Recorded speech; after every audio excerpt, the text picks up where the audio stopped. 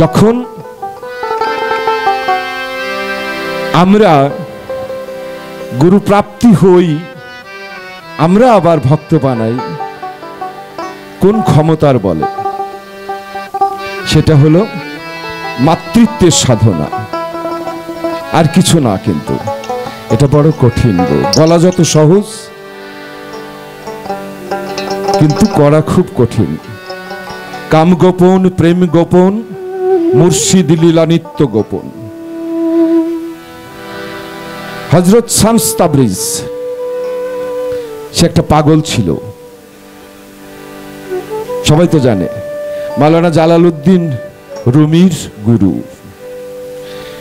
সংক্ষেপে বলি, Jalaluddin Rumi desperate হয়ে শামস তাবরিজের কাছে গেছে যে বাবা আমি তোমার কাছে দীক্ষা নিতে চাই। সংক্ষেপে বলছি।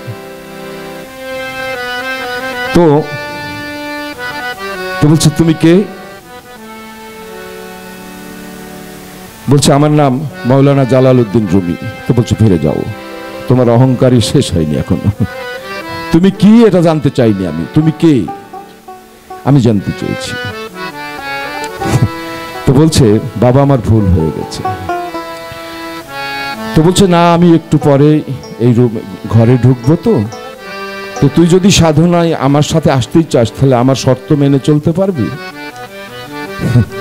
তো বলছে হ্যাঁ, তুই যদি আমার সাথে আসতে চাস আমার শর্ত কি মেনে চলতে পারবি? বলছে বাবা পারবো। বলছে আমার এখন 18 বছর বয়সের একটা মেয়ের প্রয়োজন, একটা এনে দিতে পারবি তুই? দে না, আমার খুবই দরকার। এই কথা বলে শামস তাবরিজ ওর দিক থেকে মুখ ফিরিয়ে নিয়েছে।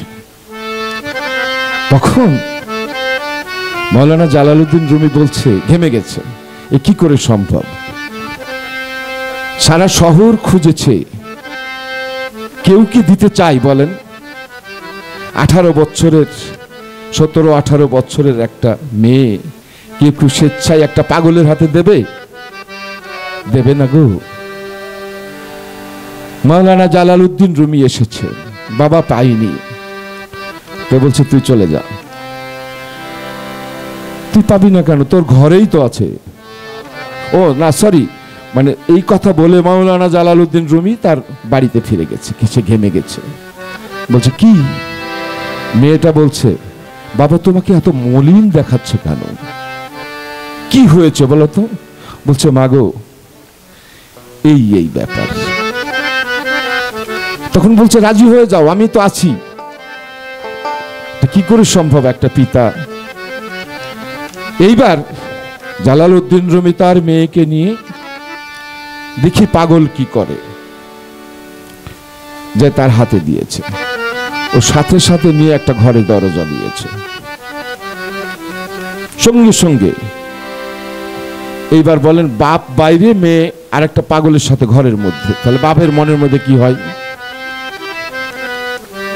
আনচান ছটপট শুরু করেছে।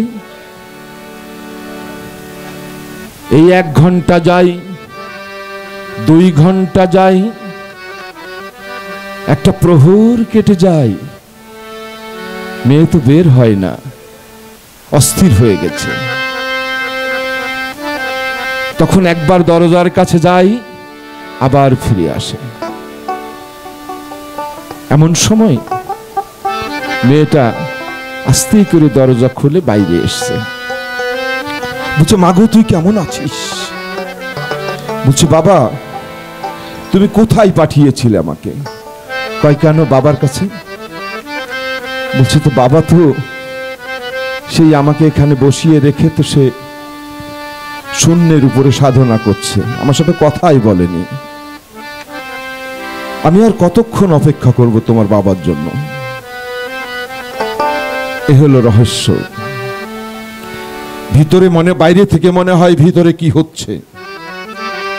গুরু প্রেমটা হলো এমন, সেখানে যদি একবার কেউ সন্দেহ করেন আবার পিছনে চলে যেতে হবে আপনাকে। অনেক পিছনে চলে যেতে হবে। ভাব, ভক্তি, প্রেম, বিশ্বাস আর বিনয়িতা। তাহলে থাকি কোথায়?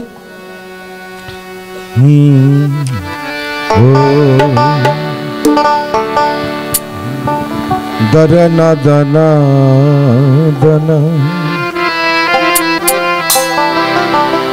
দরনা দনা।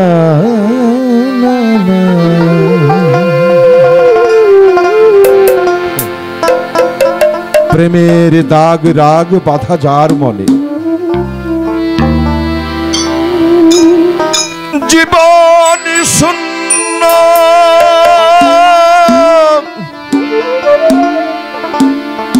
সভাই মান্য স্বয়ং রক্ষাতার মাথায় সরোবরে আসন করে রয়েছেন আনন্দময়।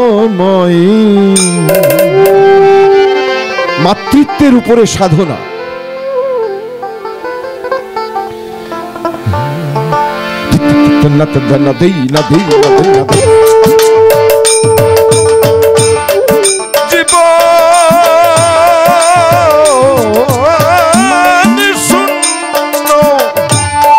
জীবন শূন্য সভাই মান্য স্বয়ং রক্ষাতার মাথায় সরোবরে আসন করে রয়েছেন আনন্দময়।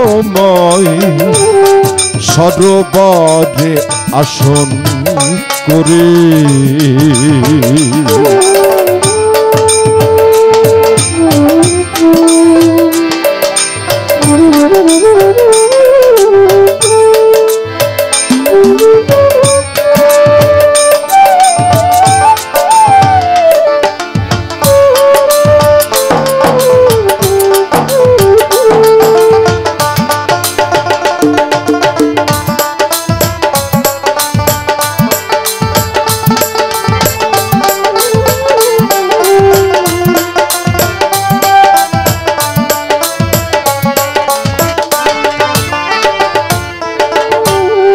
চক্ষু আছে নাহি দেখে,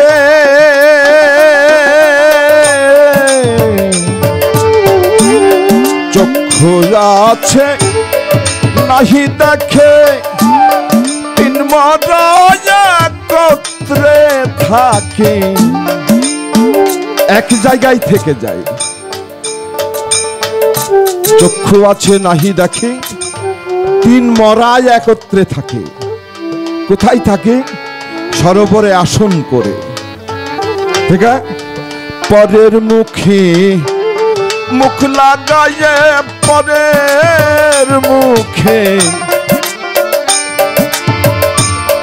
মুখ লাগায়ে আপন মর্ম কথা কয়। সরোবরে আসন করে রয়েছেন আনন্দময়। সরোবরে আসন করে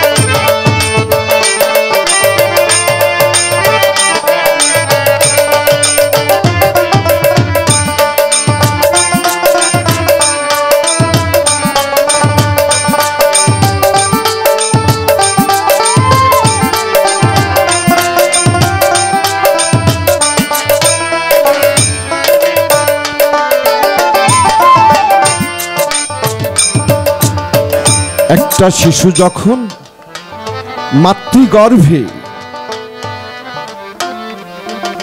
4 থেকে 5 মাস বয়স হয়ে যায়,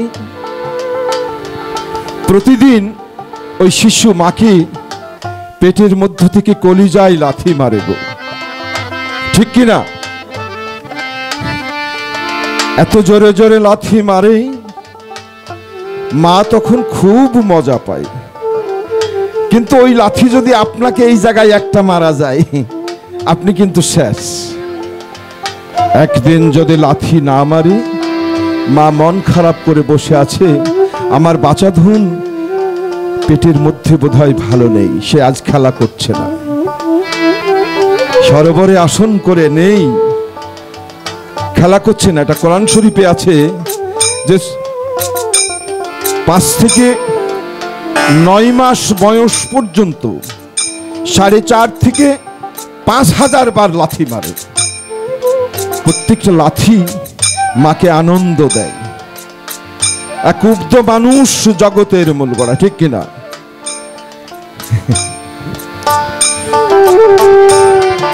একে মরা নাই তার জীবন, কায়দা আছে তার ভিতরে জানতো একজন, একে মরা নাই তার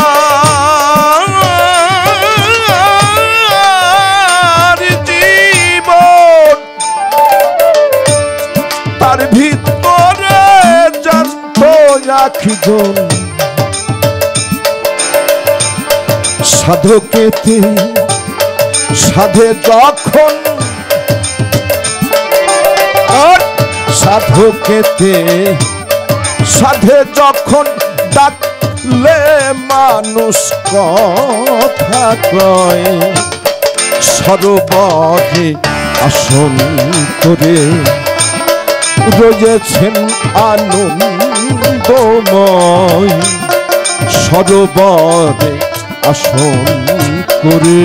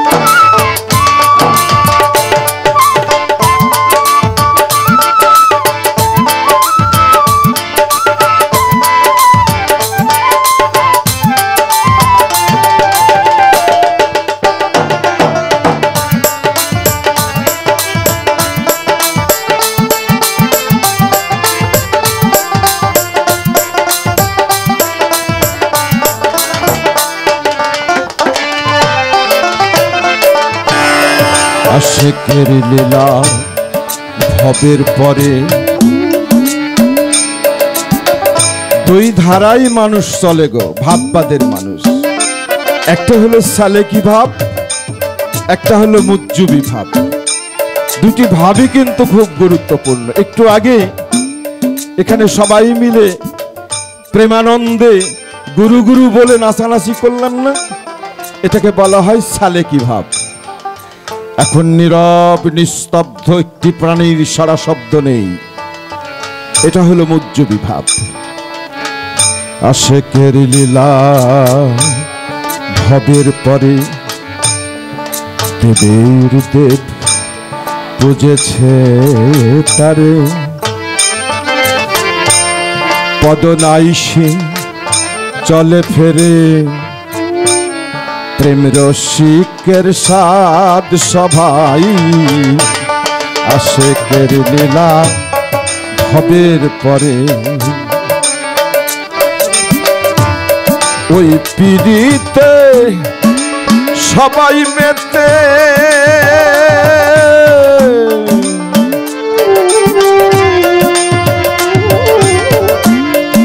বিলাচ্ছে প্রেম হাতে হাতে। বার ওই পিড়িতে সবাই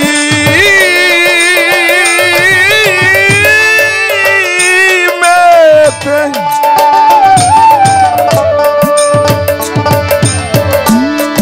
বিলাচ্ছে প্রেম হাতে হাতে ফকির লালন বলে ওই পিড়িতে লালন বলে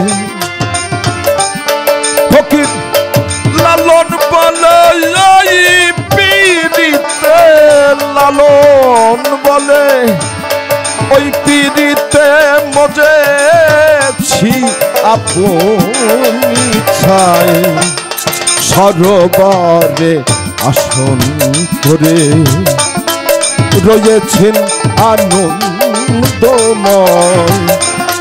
সরোবরে আসন করে জীবন শূন্য সভাই বান্ন স্বয়ং রক্ষা তার মাথায় সরোবরে আসন করে রয়েছেন আনন্দময় সরোবরে আসন করে